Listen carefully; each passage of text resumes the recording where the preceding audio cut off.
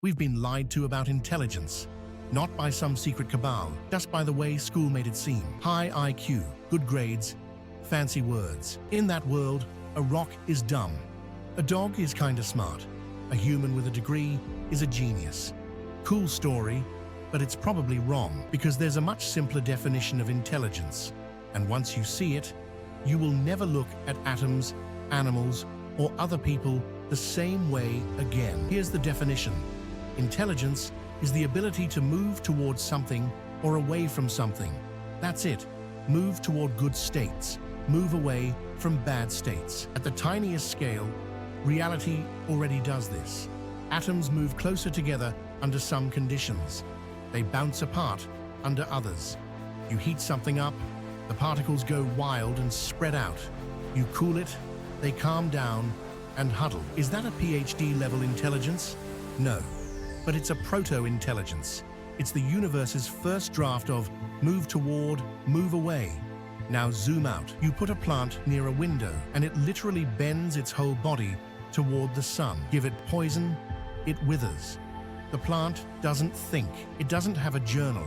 It's not doing a vision board, but it still has this tiny decision rule. Closer to this, further from that. Now zoom out again. Ants find sugar and swarm it. Bees defend the hive if you get too close. They don't know what glucose is. They don't know what home is philosophically, but their bodies and little nervous systems are constantly running. Move toward food. Move away from threat.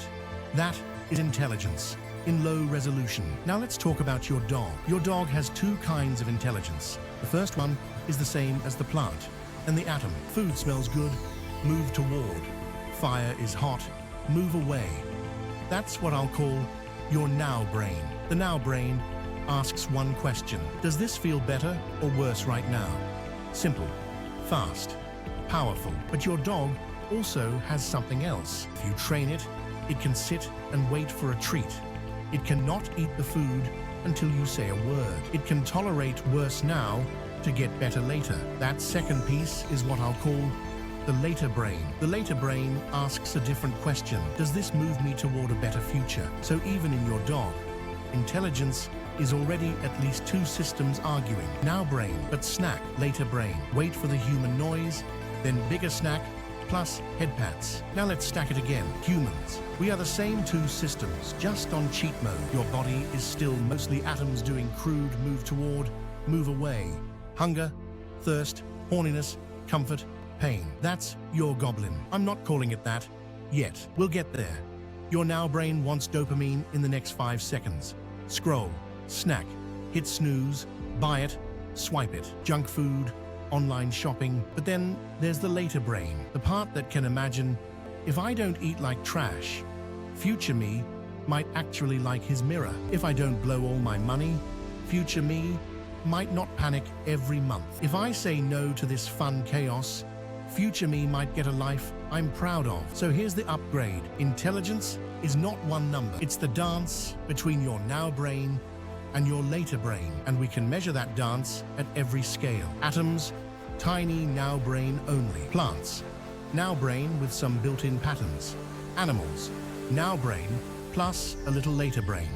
Humans, massive later brain potential with a now brain still running Windows 95 on crack. Here's where it gets interesting. Modern life is like giving a caveman a casino, a smartphone, and infinite Uber Eats.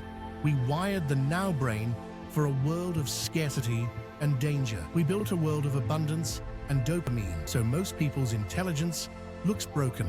Not because they're dumb, but because their now brain is drowning their later brain. You've seen this. Someone who's brilliant on paper, but their life is a mess. Or the opposite.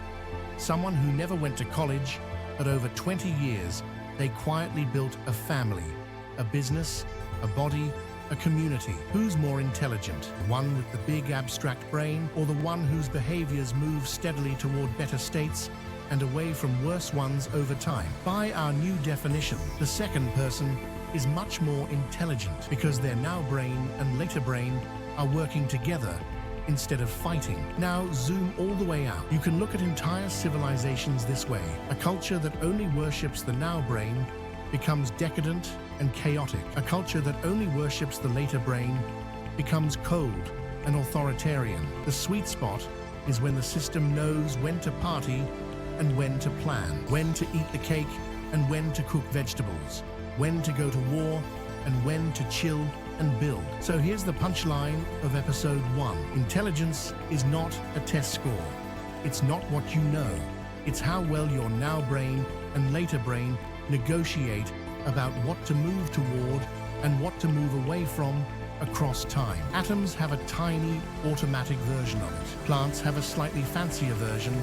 Animals have a richer version. Humans got the deluxe package and then invented TikTok.